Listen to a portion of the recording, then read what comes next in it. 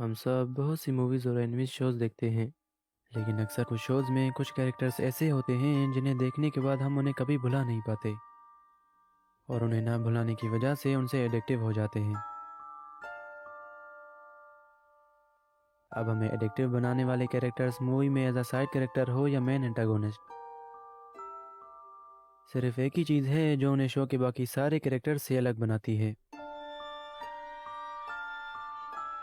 और यकीनन उसी एक चीज़ की वजह से ही हम उनसे एडिक्टिव हुए होते हैं,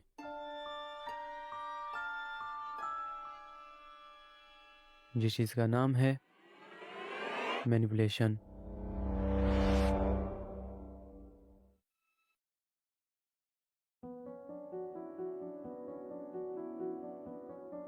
सिर्फ मैनिपुलेशन ही वो चीज़ है जिसकी वजह से हम सब उनसे एडिक्टिव हो जाते हैं, और इतने एडिक्टिव हो जाते हैं कि उनकी तरह बनने की ज़िद में सोशल मीडिया पर बहुत सी एनालिसिस और डार्क साइकोलॉजिकल वीडियोस देखते हैं, और कई सारी वीडियोस देखने के बाद भी उनकी तरह कभी बन नहीं पाते, और आखिर में यही सोचते हैं कि शायद हम में ही कुछ कमियां होंगी जिसकी वजह से हम उन जैसी मैनिपुलेशन ना सीख पाए।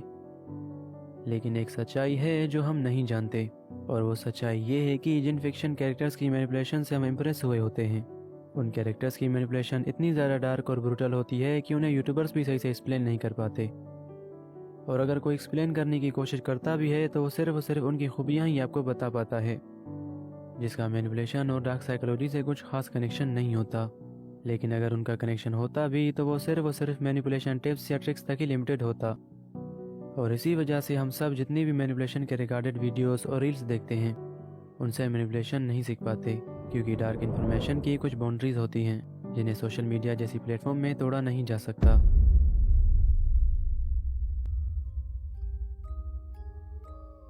लेकिन क्यों ना आज की इस वीडियो में उन बाउंड्रीज को थोड़ा सा तोड़ा जाए और आपको डार्क मैनिपुलेशन के वो राज बताए जाएं जिनके यूज से एक सीधे साधे इंसान को भी एक ब्रूटल मैनिपुलेटर बनाया जा सकता है। तो चलिए शुरू से शुरू करते हैं, लेकिन वीडियो शुरू करने से पहले आपके लिए छोटी सी वार्निंग। इस वीडियो में बहुत सी ऐसी इन्फॉर्मेशन है जो बहुत ज़्यादा ही नेगेटिव और डार्क है, और हो सकता है कि उस इन्फॉर्मेशन को जानने के बाद आप अपनी इनोसेंट पर्सनैलिटी खो दें। तो इस वार्निंग के साथ ही मैं आपको ये बता देता हूँ, अगर आप कमज़ोर दिल के हैं या आप उन लोगों में से हैं जो सोचते हैं कि दुनिया बुरी हो ही नहीं सकती, तो आप इस वीडियो को अभी स्किप कर सकते हैं, और अगर नहीं तो डार्क मैनिपुलेशन की इस दुनिया में आपका स्वागत है। और क्यों ना इसी स्वागत के साथ चीज़ों को शुरू से शुरू किया जाए।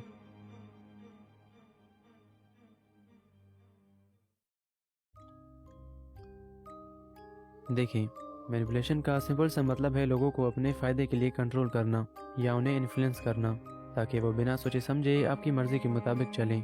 मैनिपुलेशन में अक्सर डार्क साइकोलॉजिकल टैक्टिक्स का यूज़ करके ही लोगों को मैनिपुलेट किया जाता है। उनके इमोशंस, रीजनिंग या डिसीजन मेकिंग को इन्फ्लुएंस किया जाता है और उन्हें मैनिपुलेट किया जाता है।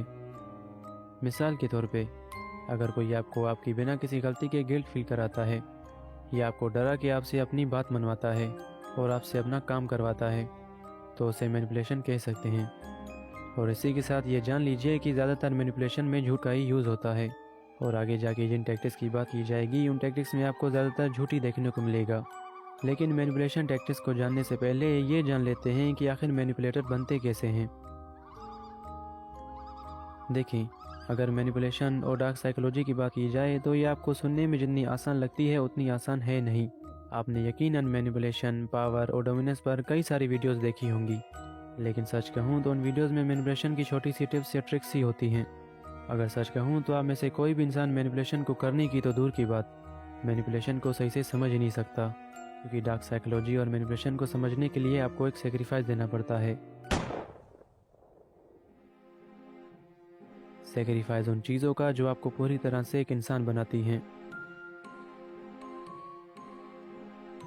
सेक्रीफाइस उन फीलिंग्स और इमोशंस का जो आप हर सिचुएशंस में फील करते हैं। और सेक्रीफाइस आपकी इंसानियत का।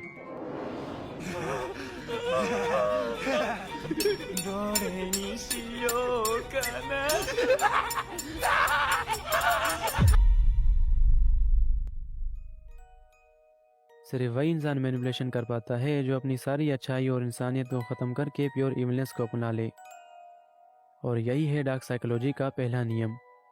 Embrace evilness. अपने अंदर की बुराई को बाहर आने दें। जब तक आप अपनी इनर इविलनेस को बाहर नहीं आने देंगे तब तक आप मैनिपुलेशन को ना ही समझ पाएंगे और ना ही उसे सही से यूज़ कर पाएंगे। चलिए मान लेते हैं कि आप मैनिपुलेशन समझ लेते हैं। आपको मैनिपुलेशन की वो सारी टैक्टिक्स पता हैं जो एक आम इंसान नहीं जानता, लेकिन आप उन टैक्टिक्स को यूज़ कैसे करेंगे? आपके इमोशंस, आपकी इंसानियत आपको दूसरों को मैनिपुलेट करने ही नहीं देंगी, चाहे वो अच्छाई के लिए हो या बुराई के लिए। Tell me, what do you think is the ultimate fear? I really thought I'd already reached the darkest of the dark. But then, ahead of me, I beheld a darkness even greater still. शायद कि चीज़ें आपके लिए मुश्किल हो रही होंगी। चलिए चीज़ों को आसानी से समझने के लिए एक एग्जाम्पल से समझते हैं। इमेजिन करें कि आप बहुत बुरी सिचुएशन में फंसे हुए हैं, जहां किसी ने आपकी कुछ खास वीकनेस जान ली है और वो आपको उन वीकनेस की वजह से ब्लैकमेलिंग कर रहा है। अब आप एक सीधे साधे अच्छे दिल के इंसान हैं जो खुद से पहले दूसरों के बारे में सोचता है, जो सोचता है दुनिया बुरी हो ही नहीं सकती। सिचुएशन बहुत ज़्यादा ही ख़तरनाक है। अगर वो ब्लैकमेलर आपके सीक्रेट रिवील कर देता है तो आपकी ज़िंदगी भी ख़त्म हो सकती है। लेकिन उसकी कुछ कंडीशंस हैं जिन्हें अगर आप मान लेते हैं तो वो आपके सीक्रेट रिवील नहीं करेगा। तो मुझे बताइए, क्या करेंगे आप? बेवकूफ़ों की तरह उसका हर हुक्म मानेंगे या उसके सामने माफ़ी की भीख मांगेंगे? चलिए इसे थोड़ा सा अलग बनाते हैं।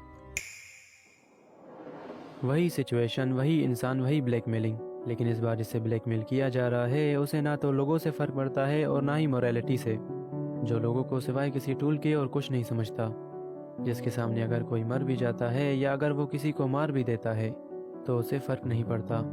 लेकिन अगर उसे फ़र्क पड़ता भी है तो सिर्फ एक ही चीज़ से, अपने आप से।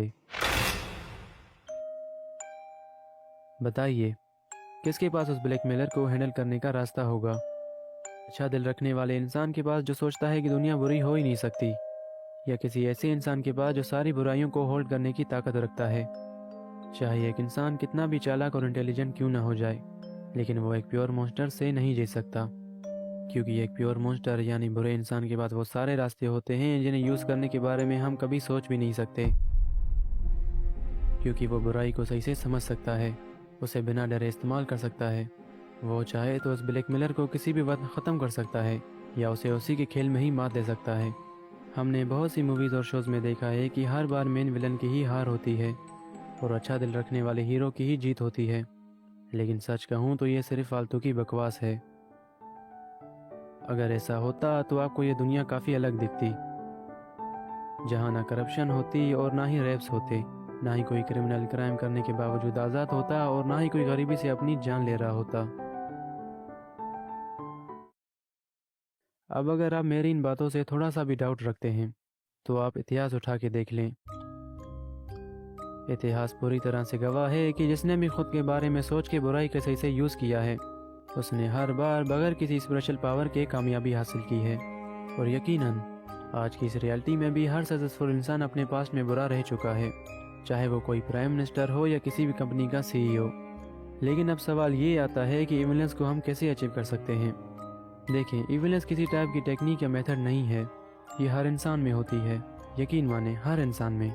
लेकिन इविलेंस को वही इंसान बाहर ला पाता है जो सिर्फ और सिर्फ खुद के बारे में सोचता है, जिसे फ़र्क नहीं पड़ता कि किन बाउंड्रीज़ को तोड़ने से उसे जीत मिल सकती है, जिसे फ़र्क नहीं पड़ता कि किसके सेक्रीफाइस देने से उसे कामयाबी मिल सकती है। उसके लिए उसकी जीत ही मायने रखती है। सिर्फ ऐसे इंसान ही प्योर इविलेंस अचीव कर सकते हैं और शायद ऐसे लोगों को ही माकियोवेलियन कहते हैं।